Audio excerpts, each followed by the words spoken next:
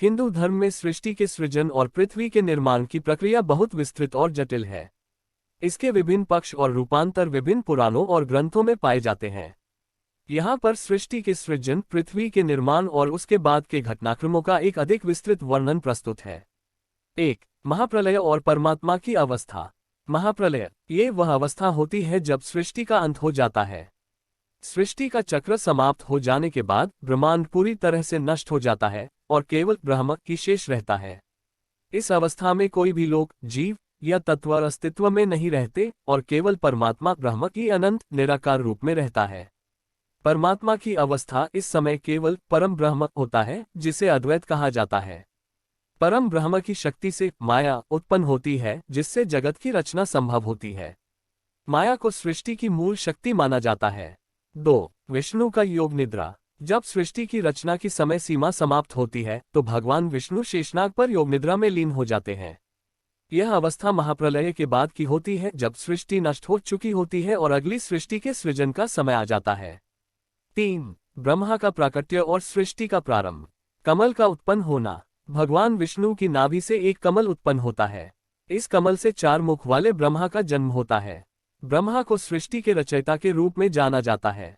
ब्रह्मा की तपस्या। ब्रह्मा ने भगवान विष्णु का ध्यान किया और उनके आदेश पर सृष्टि की रचना शुरू की। उन्होंने पहले अहम का अनुभव किया, फिर माया के माध्यम से सृष्टि की रचना की योजना बनाई। ब्रह्मा ने सबसे पहले 5 मूलभूत तत्वों का निर्माण किया: पृथ्वी, जल, अग्नि, वायु और आकाश। इन तत्वों से मिलकर ही समस्त सृष्टि का निर्माण हुआ। ब्रह्मा ने आदि पुरुष और प्रकृति का निर्माण किया। आदि पुरुष से समस्त जीवों का निर्माण हुआ और प्रकृति से पृथ्वी, पर्वत, नदियों और अन्य प्राकृतिक घटकों की रचना की गई। 5. पृथ्वी का सृजन। पृथ्वी को भूमि देवी के रूप में भी जाना जाता है। ब्रह्मा ने पृथ्वी का निर्माण एक जीवित देवी के रूप में किया, जो सृष्टि के सभी जीवों का आधार और पालन करती है। एक बार हिरण्याक्ष नामक दैत्य ने पृथ्वी को समुद्र में डुबो दिया। तब भगवान विष्णु ने वराह अवतार लिया और पृथ्वी को समुद्र से निकालकर उसे पुनः स्थिर किया।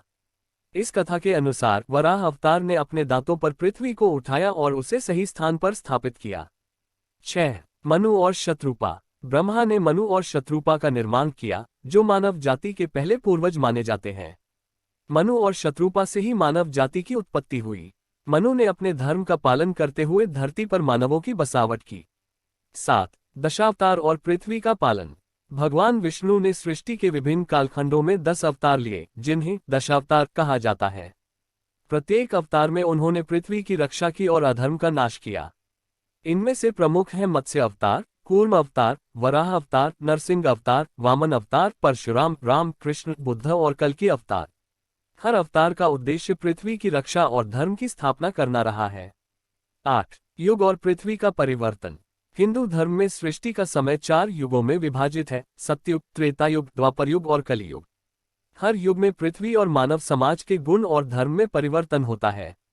सत्ययुग में सबसे अधिक धर्म और सत्य का पालन होता है, जबकि कलियुग में अधर्म और पाप का बोलबाला होता है। कलियुग को सृष्टि का अंतिम चरण माना जाता है, जिसमें अधर्म का विस्तार होता है।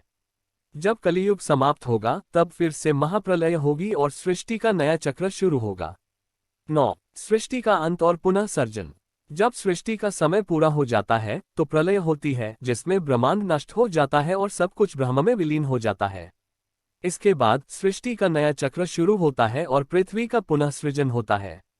इस प्रकार हिंदू धर्म में पृथ्वी और सृष्टि का सृजन, उनका पालन और उनका विनाश एक चक्र के रूप में वर्णित है, जो अनंत काल तक चलता रहता है।